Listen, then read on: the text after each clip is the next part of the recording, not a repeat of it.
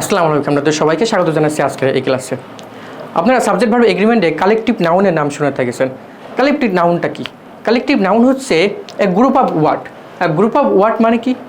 এখন এই যে ARS যে প্রতিষ্ঠানটা, অর্থাৎ ARS প্রতিষ্ঠানটাতে একজন মিলা হয় নাই, অর্থাৎ এখানে গ্রুপ অফ পিপুল রয়েছে, অর্থাৎ শাহরিয়ার স্যার রয়েছে, ফাহিম স্যার রয়েছে, আহমেদ স্যার রয়েছে, আরও ARSের বিভিন্ন ব্রাঞ্চ রয়েছে। আমরা দেখছি 6টা ব্রাঞ্চ হয়েছে ARS, রংপুর হয়েছে, গাইবান্ধা, বিভিন্ন জায়গায় ARSের ব্রাঞ্চগুলো হয়েছে, 6টা হয়েছে।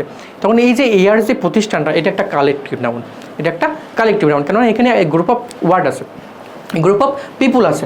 অর্থাৎ এই কালেকটিভ নাউন যদি একমত পোষণ করে, কালেকটিভ নাউন যদি একমত পোষণ করে, তাহলে আমরা জানি ভার্বটা হবে সিঙ্গুলার, আর যদি দ্বিমত পোষণ করে ভার্বটা হবে প্লুরাল। এখন কালেকটিভ নাউনগুলো আমরা বললাম যে গ্রুপ অফ পিপুল, সেটা কী হতে পারে? দেখেন অডিয়েন্স হতে পারে, অডিয়েন্স অনেকগুলো পিপুল হতে পারে, group, organisation, council, band, committee, film, board, তারপর টিম, জুরি, পুলিশ, এই সবগুলো দেখছেন কালেকটিভ নাউন। এই কালেকটিভ নাউন যদি একমত পোষণ করে, একমত পোষণ করে, তাহলে ভার্বটা হবে সিঙ্গুলার। আর যদি দ্বিমত পোষণ করে,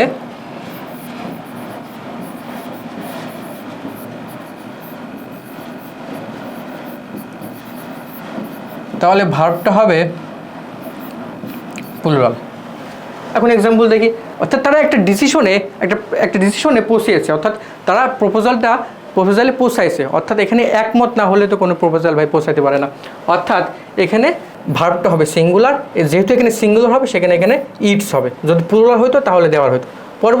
পরবর্তী কোশ্চেনে দেখেন, দ্য কমিটি ওয়ার অথবা ওয়াজ সেপারেটেড ইন অপিনিয়ন্স, অর্থাৎ সেপারেটেড, দ্বিমত হয়ে গেছে, যেহেতু দ্বিমত হয়ে গেছে তাহলে এটা প্লুরাল হবে ভাই। অর্থাৎ দ্য কমিটি ওয়ার, কমিটি কিন্তু সিঙ্গুলার, এখানে কিন্তু আপনার প্লুরাল বসতো, কিন্তু যেহেতু এটা কালেকটিভ নাউন সেহেতু এখানে ওয়ার বসবে এবং সেপারেট হয়েছে। পরবর্তীতে আমরা দেখি এটা দেয়ার বসবে, যদি এটা সিঙ্গুলার হতো তাহলে ওখানে ইটস বসতো। তারপর একটা দেখি, দ্য জুরি ওয়াজ অথবা ওয়ার ডিভাইডেড ইন দেয়ার অথবা ইটস প্রপোজালস, অর্থাৎ এখানে আমরা দেখছি যে ডিভাইড হচ্ছে, অর্থাৎ দ্বিমত পোষণ করছে, যেহেতু দ্বিমত পোষণ করছে তাহলে প্লুরাল হবে, অর্থাৎ the jury were divided in their proposals. আশা করি বুঝতে পেরেছেন।